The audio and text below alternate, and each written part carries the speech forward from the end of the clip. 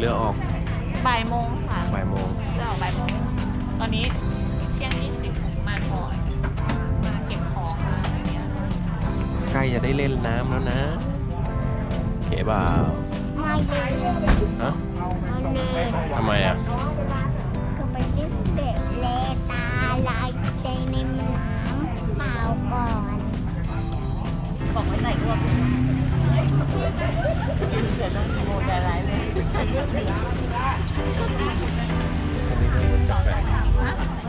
คนนี้ก็แปลกๆคนนี้ก็แปลก แรงมากเล ๆ ย นี่ยังไม่แรงนะเนี่ย ลูกบอกคลื่นแรงมากเลย บอกนี่ยังไม่แรงนะ นี่ยังเรียบๆนะลูก ถ้าแรงนี่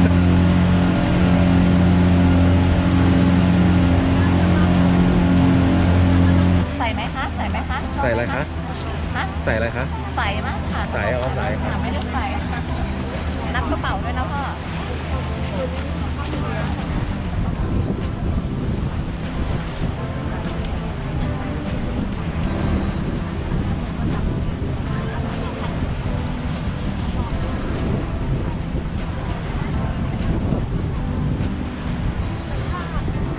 ดูหน้าเด็กหลับนะคะ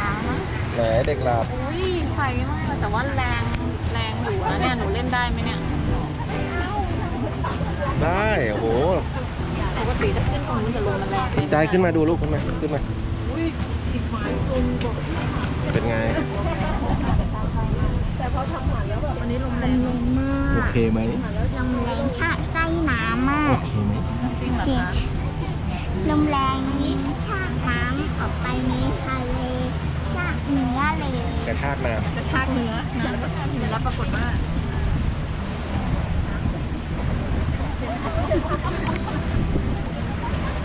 หิวว่าแม่ของ ำ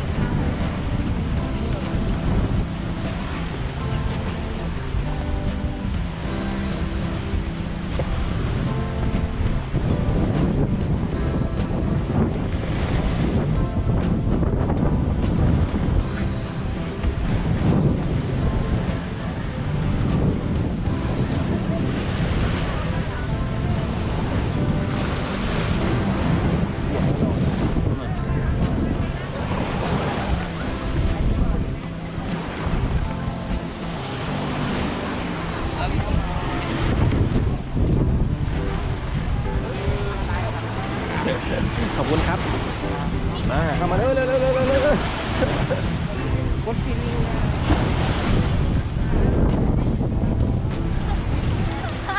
เฮ้ยมารับด้วยนี่ ใครอ่ะ มาถ่ายเพื่อนหน่อย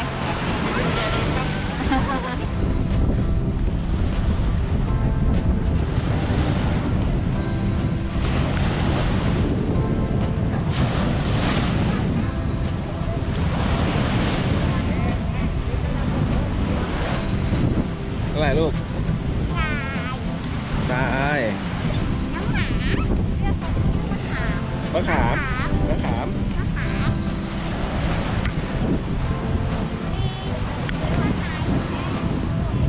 ไปบ้านพักก่อนเร็ว เร็วขวางทางรถเร็วเร็วเร็ว ไปทางไหนอ่ะ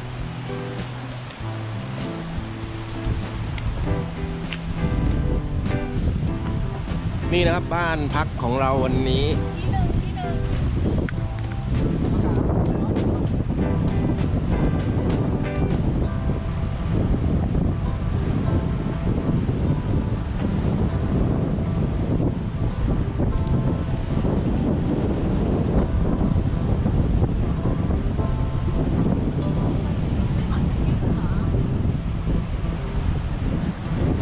นี่นะคะP1ในตำนาน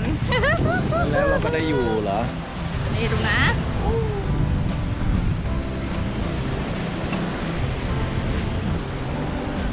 พี่พิมพ์พี่พิมพ์ขึ้นมาแล้วค่อยๆปีนนะ นี่พี่พิมพ์ค่อยๆปีนมานะ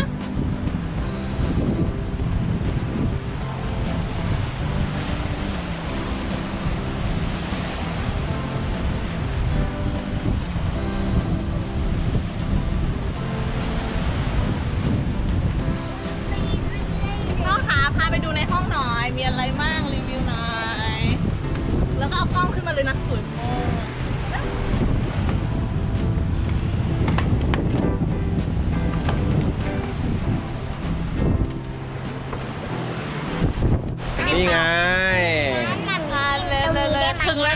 ในห้องกันว่ามีอะไรบ้าง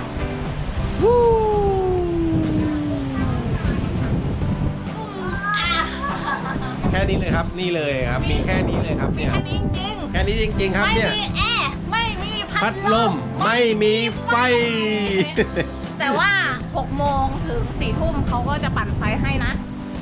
เนี่ยครับไม่มีอะไรเลย แต่ว่า ใครประหลัดทานก็ไม่ แต่ว่าใครๆก็อยากมาเนาะแล้วก็มีอันนี้หลังอะไรนะ P1 เป็นห้องในตำนานนะครับ จองยากมากมุ้งสีชมพูซะด้วย ระวังหนีบมือนะลูก โอ้โห